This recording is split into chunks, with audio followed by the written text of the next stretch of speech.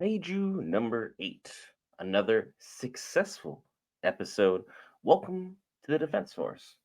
And man, they revealed some big things in this episode. Let's talk about it.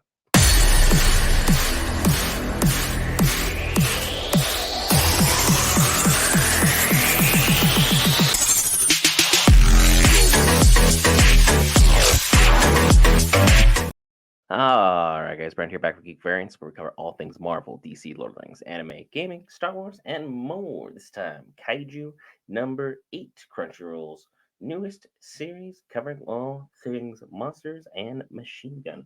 I gotta say, this episode was fantastic from start to finish. We got to see kind of the finish of what happens with Vice Captain Hoshina and our boy Kafka. And I gotta say, Vice Captain Hoshina, he cold like that. He's got moves. He knows exactly how to place his body. He knows how to use his strength. And when he finally lets loose, the amount of power that dude has is exceptional. He put Kafka on his toes and even sliced off part of his leg at one point.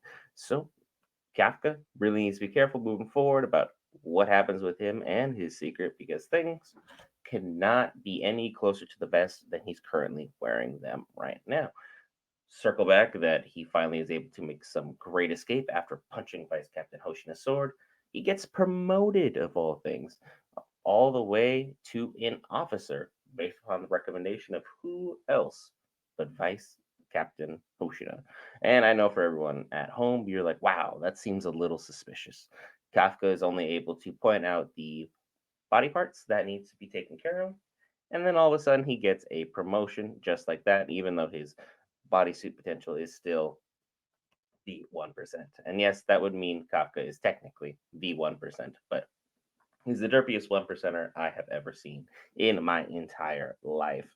So, without any further ado, he is now further dedicating himself to the cause, and everyone seems to be very, very ecstatic for him. Everyone in the core of the third division is ecstatic. They're throwing him around, having a great time, and even people who thought they were going to absolutely hate him are now 100% on his side and are very, very much starting to trust him and believe in him that he's able to actually do this dang thing. Because first, he was kept around for quality.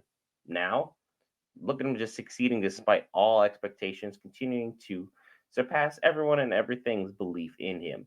But also, a little bit of information has been relayed past what we're at this moment in time.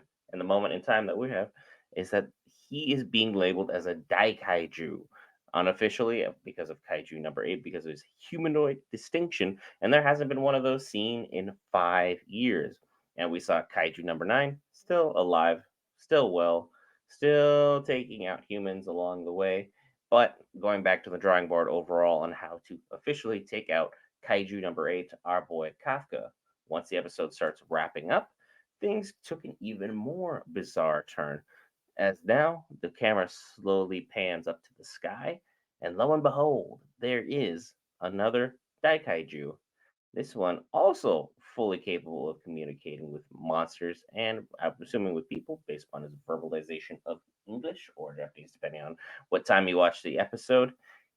That he has his own little armada of flying kaiju to go ahead and rain down terror upon the city, and he has declared it's time to descend. So Gafra's going to have to show up and show up in a big way in the next coming episode as Japan's defense forces once again getting tested immediately after their first successful mission. We're going to have to see how they defend their own and the city from another Daikaiju attack. Stay tuned for more exciting things in this anime. Be sure to hit that lovely red subscribe button. Greatly helps us out. We have a 1,000 subscriber giveaway right around the corner. And tomorrow you will be seeing me once more. This time for Demon Slayer's latest episode. I'll see you then.